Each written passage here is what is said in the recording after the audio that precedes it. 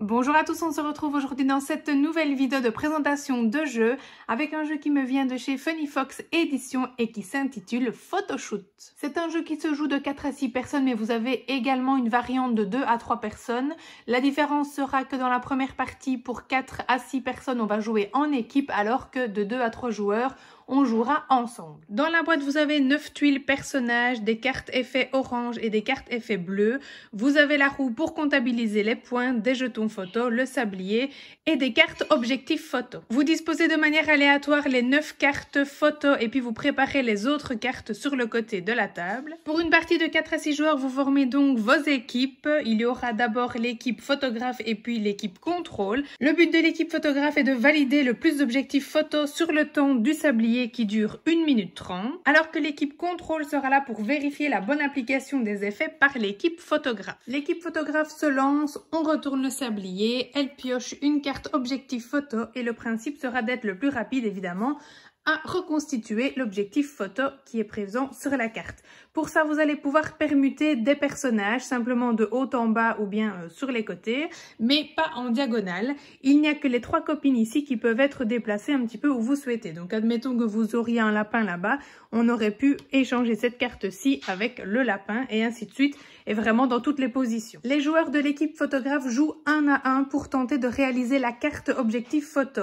Il ne peut pas se concerter avec les autres joueurs de son équipe et lorsqu'il aura terminé évidemment cette carte, il pourra crier photo et c'est au tour d'un autre joueur de son équipe d'en piocher une nouvelle et donc de tenter de réaliser l'objectif. Le but évidemment est donc de gagner le plus possible de cartes sur le temps du sablier. Une fois que celui-ci est écoulé, c'est le moment donc de comptabiliser les points. Donc l'équipe photographe remportera 2 points par carte objectif photo correctement réalisé. Évidemment, pendant la partie, l'équipe contrôle a vérifié que les actions réalisées par l'équipe photographe étaient correctes, qu'il n'y avait pas par exemple une carte validée par erreur, un mauvais déplacement, etc.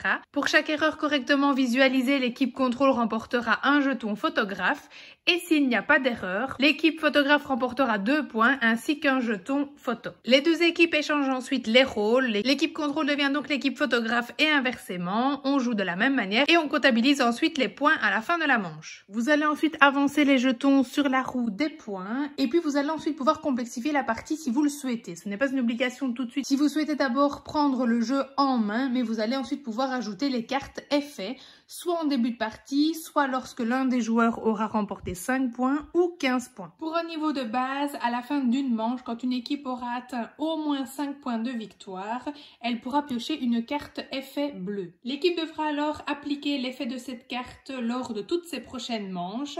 Et pour ne pas oublier que la carte, par exemple ici avec Edgar, a un effet, on va la placer du côté avec le tour noir. Comme ça, on peut se souvenir que celle-ci a un effet spécial. Lorsqu'une équipe atteint au moins 15 points, à ce moment-là, elle pourra piocher une carte effet orange.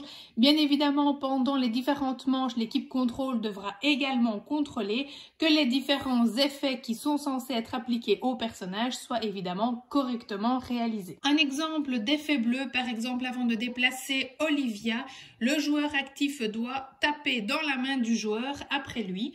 Et un exemple pour les cartes effets orange, ici pour se déplacer, Joe ne permute pas mais pousse tous les personnages de sa ligne ou de sa colonne. La partie s'arrête lorsque l'une des équipes a atteint 25 points et vous allez bien évidemment pouvoir complexifier la partie de plus en plus. Je vous laisse évidemment découvrir tout ça ainsi que la variante pour jouer à 2 ou à 3, c'est évidemment possible et donc c'est pratique en tout cas si vous souhaitez jouer avec votre patient par exemple. Voici donc pour ce chouette petit jeu familial mais qui permettra également de travailler l'anticipation et la planification. Vous pouvez bien évidemment jouer sans le sablier si vous préférez avec vos patients et donc l'adapter vraiment comme vous le souhaitez pour travailler vraiment l'aspect spatial. J'espère en tout cas que ce jeu vous aura plu et je vous dis à dimanche prochain 9h30 pour une nouvelle présentation de jeu.